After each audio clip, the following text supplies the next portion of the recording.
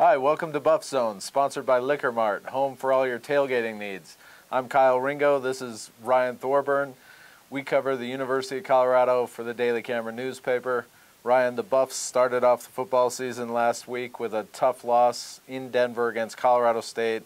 Never want to lose to the Rams, and the Buffs looked kind of sloppy and ugly doing it. What are your thoughts on how the Buffs started the season? Well, it's very disappointing, number one, because they got dominated in the trenches. CU's offensive line, which we've talked about as a real strength of this team, was dominated by a CSU defensive front that booted its best players off this team in the spring. So that's really alarming when you think about a perceived mismatch that goes CU's way was a total domination for CSU. I think that's a real problem.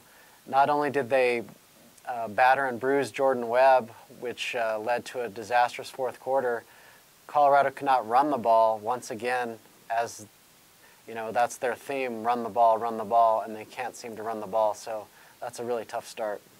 You know, a few plays really stuck out at me as sort of the signatures of this game and this loss, and I guess the one that really just I can't stop thinking about it is you know, 4th and 1 on the goal line against CSU, and they choose to roll out instead of just you know, running the ball.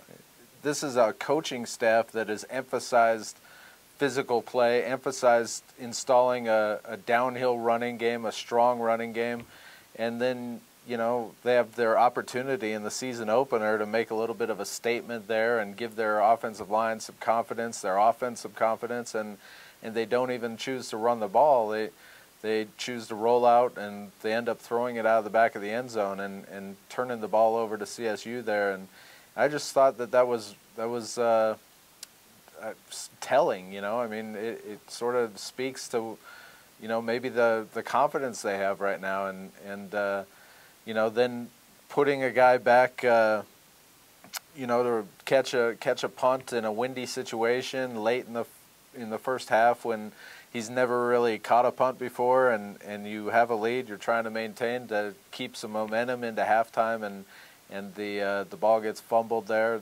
That was a key decision. And then late in the game, there were some clock management issues, I thought, and they really never even got brought up because of sort of the way things worked out. But there was one play where the Buffs coaches let 22 seconds expire off the clock late.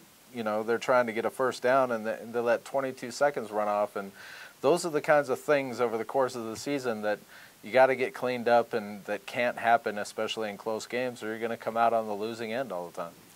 Yeah, another lesson they can learn from this game is CSU tried to run the ball all day, couldn't really find their running game either.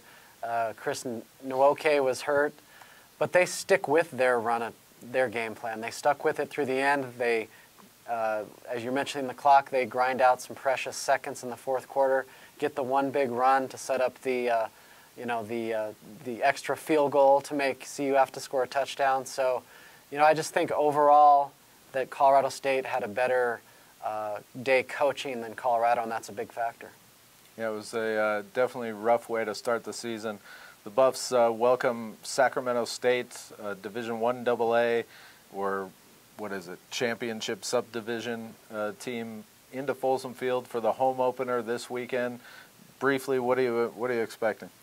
Well, this is a team that lost badly at New Mexico State, which is the dregs of college football, so I don't expect a lot of resistance. I think North Dakota State, the Bison, are actually better than the Colorado Buffaloes right now, so I think CSU actually has a tougher game this week than they did last week, but I expect Colorado to bounce back, get some confidence, get on track. This is not a good Big Sky team. Yeah, there's already a few people out there chirping about job security with this coaching staff, which I find sort of ridiculous, but if the Buffs don't win this game, then that'll become a little bit more valid, I would say. But I would expect the Buffs to win against Sacramento State and then have something to build on for their first road trip to Fresno. We'll come back next week and talk about that first road trip and rehash what happened in the home opener.